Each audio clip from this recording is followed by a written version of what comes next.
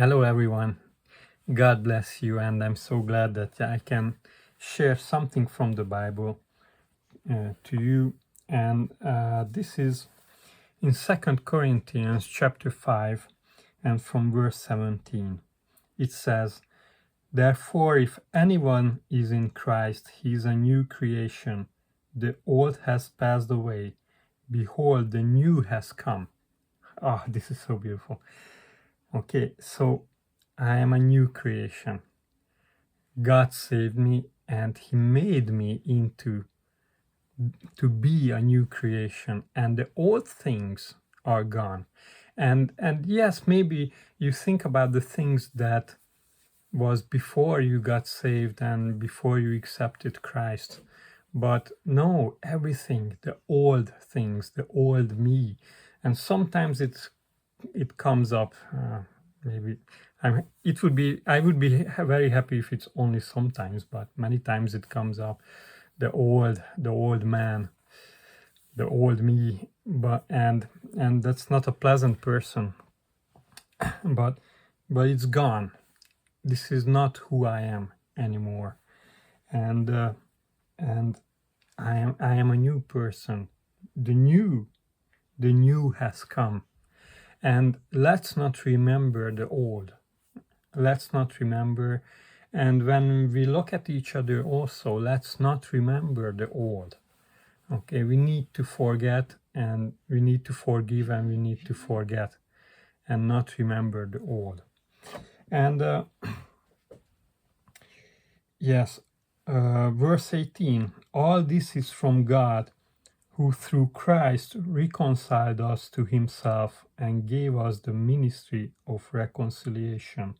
That is, in Christ God was reconciling the world to himself, not counting their trespasses against them, and entrusting to us the message of reconciliation. This is so beautiful because it says that he reconciled us. First, this is what he says, like, God reconciled us to himself through Christ. Like, I don't have a merit in this. I don't have a deed and anything. I didn't do anything for that. I was just humbly accepting what God did for me, what God has done for me, and this is why I can be a new person, because there's peace between God and me. In God, there's peace when he's thinking about me. And there's nothing between us. God made it to be a peaceful thing. And also, this is very interesting what it says in verse 19, because it says that God was reconciling the world to himself, the whole world. Actually, he did this for everyone. And the answer is yes.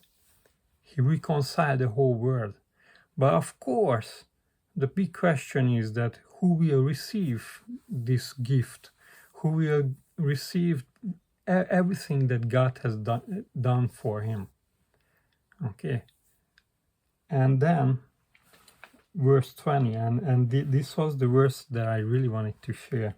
It says, therefore we are ambassadors for Christ, God making his appeal through us. We implore you on behalf of Christ, be reconciled to God. Okay, so three times it says that God gave us this task, or God gave us this position, that we could share this gospel, this good news, that we can bring the reconciliation to every man so they could also receive. But here it says that we are asking you to be reconciled to God. And this is very interesting because, of course, the Corinthians were believers, and maybe, of course, this is about the gospel, and as he's sharing the gospel, he also says, like, to everyone to be reconciled to God, to get saved, to go to God. But maybe this is really for believers, and I'm thinking that even when I am a believer and I have been reconciled to God, still I need this reconciliation. I need to get back to be in peace with God. And why? Because sometimes my heart goes away. Sometimes I am on a strange, doing strange things, thinking in a strange way, or maybe I am angry at God because of certain things, or I don't understand God. But God says that, come and be reconciled to me.